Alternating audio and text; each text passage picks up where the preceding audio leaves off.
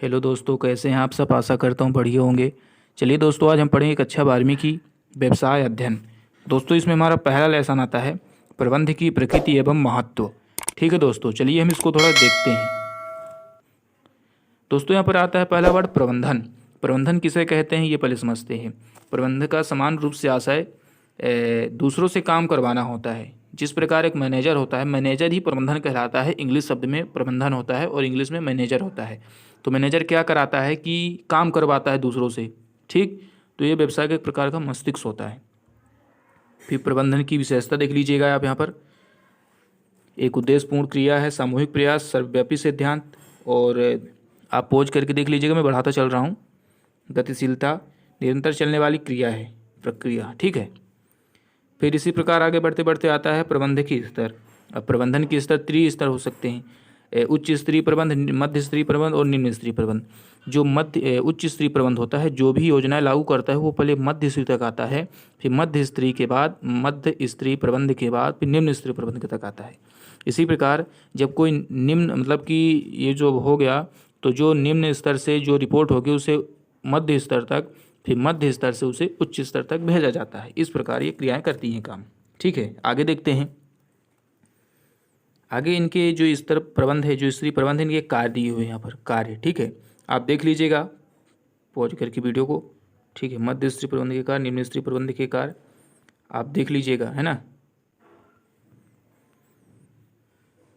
फिर आता है प्रबंध के कार्य, है ना। ये 6 कार्य यहाँ पर दिए हुए हैं, आप देख लीजिएगा। इसी प्रकार फिर आता है प्रबंध का महत्व, है ना। पॉज करके आप देख लीजिएगा, है ना। फिर बात आती है प्रबंध कला है या विज्ञान। ठीक, तो प्रबंध कला है या विज्ञान, तो यहाँ कला क्यों है ये पहले हमने लिखा है। इसके अंतर्गत प्रबंधक अपने अधीन कर्मचारियों को व्यवस्थित तरीके से कार्य करवाना है। अपना कार्य करना सरल तो होता है, परंतु किसी अन्य से काम करवाना ये बड़ा कठिन कार्य होता है, आपको पता है। इसलिए एक प्रकार का प्रबंध क्या है, कला है। ठीक, दूसरों को किस तरह मनवाते हैं, किस तरह से मनवाते हैं, ये सब यहाँ पर क्या हो गई, कला हो गई। फिर आता है विज्ञान। विज्ञान है, लेकिन ये क्यों है। क्योंकि जैसे कि हम जानते हैं कि प्रकृति के क्रमबद्ध, मतलब वैसे जो विज्ञान की भाषा में जाए तो प्रकृति के क्रमबद्ध ज्ञान को विज्ञान कहते हैं। लेकिन हमें विज्ञान की भाषा में नहीं जाना है, हमें व्यवसाय की भाषा में ही रहना है। इसलिए क्रमबद्ध ज्ञान को ही विज्ञान कहते हैं। किसी भी ज्ञान के क्रमबद्ध ज्ञान को ही विज्ञान बोलते हैं। ठीक, अतः कहा जा सकता है कि दोनों का एक प्रबंधन के लिए होना कितना आवश्यक है। ठीक है दोस्तों, इस प्रकार ये ख़त्म होता है। एक बार मैं ऊपर शुरू से आपको दिखा देता हूँ, फोकस कर लीजिएगा एक बार शुरू से आप।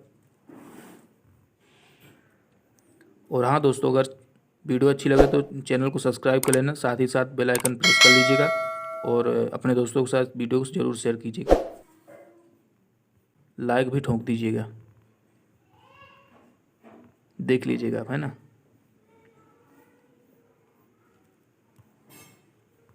पॉज करके वीडियो ज़रूर देखें, है ना।